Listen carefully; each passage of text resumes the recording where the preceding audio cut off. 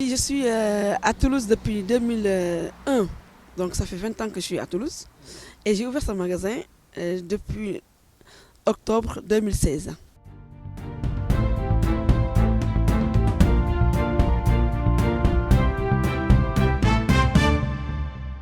Qu'est-ce que vous vendez comme produit? Oui, en fait, je vends tout ce qui est produit africain, donc des céréales, comme le couscous, le tchakri, le sankala, arawa. Et le riz, le riz occupe une place de choix dans la boutique. Et tout ce qui est poisson, le tiof, donc pour faire le tiep.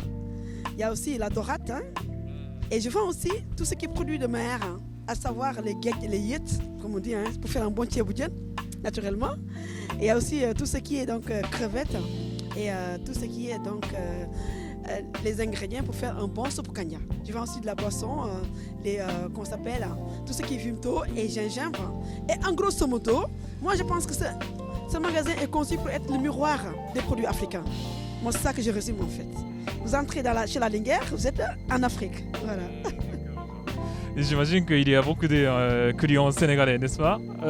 Oui, justement, il y a beaucoup de clients sénégalais et de manière générale africains. Voilà, voilà.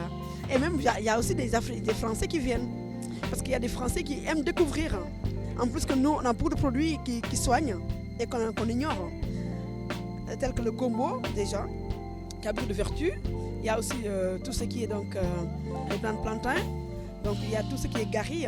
Donc le manioc, des fécules qui sont bien pour la santé. Voilà.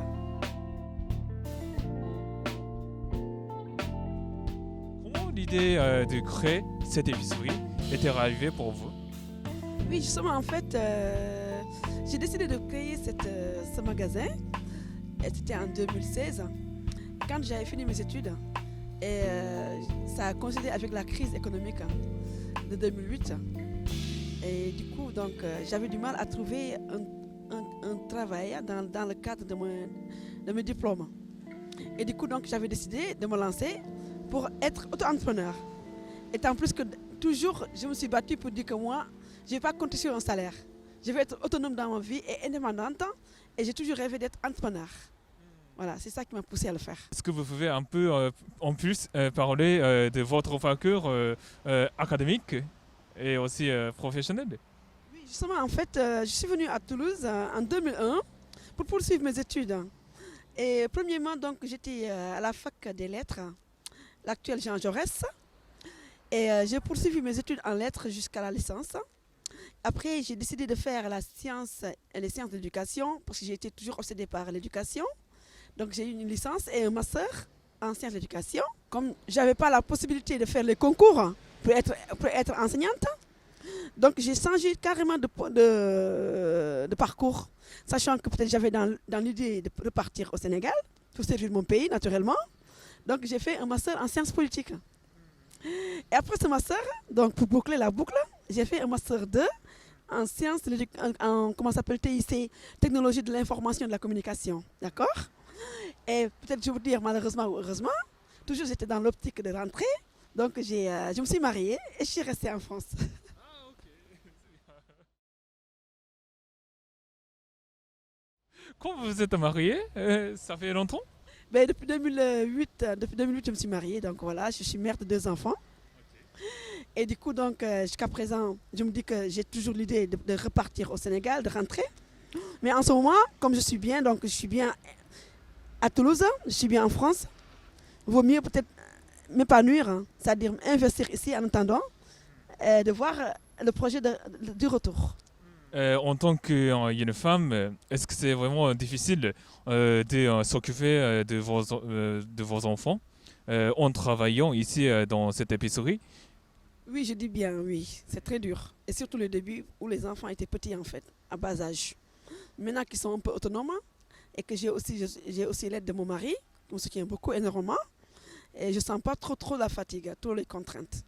Mais tout au début, c'était comme un début, tout au début est difficile. Donc c'était pas évident. Mais là, ça va, grâce au soutien de mon mari, et puis la fidélisation des clients, le travail devient de plus en plus moins difficile.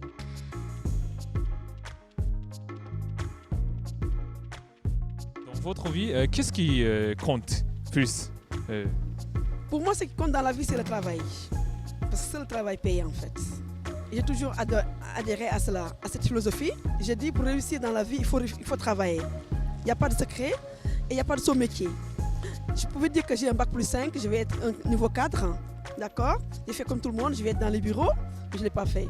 Je me suis dit, vaut mieux investir, vaut mieux peut-être aller dans un secteur où je vais m'épanouir, vaut mieux être, ou bien me lancer dans un secteur, ou bien dans un chapitre, dans une, comment ça s'appelle, un projet où vraiment je vais sentir que moi je suis là, je suis mon propre patron, entre guillemets, je vais être autonome, toute l'autonomie, la responsabilité.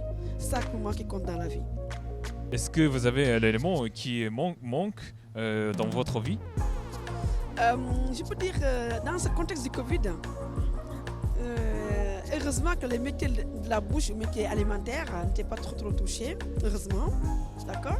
Mais aussi c'est un contexte qui nous permet de mieux réfléchir pour le futur, d'accord? Parce que tout simplement, il faut se dire que c'est une période où on a besoin de revoir les choses et de les revoir autrement, dans le bon sens. C'est-à-dire que de dire à un moment donné, le virtuel maintenant va jouer un rôle très important. Internet va jouer un rôle très important. Peut-être que ce qui manque un petit peu pour mon projet, c'est d'établir un site internet dynamique pour mieux vendre mes produits.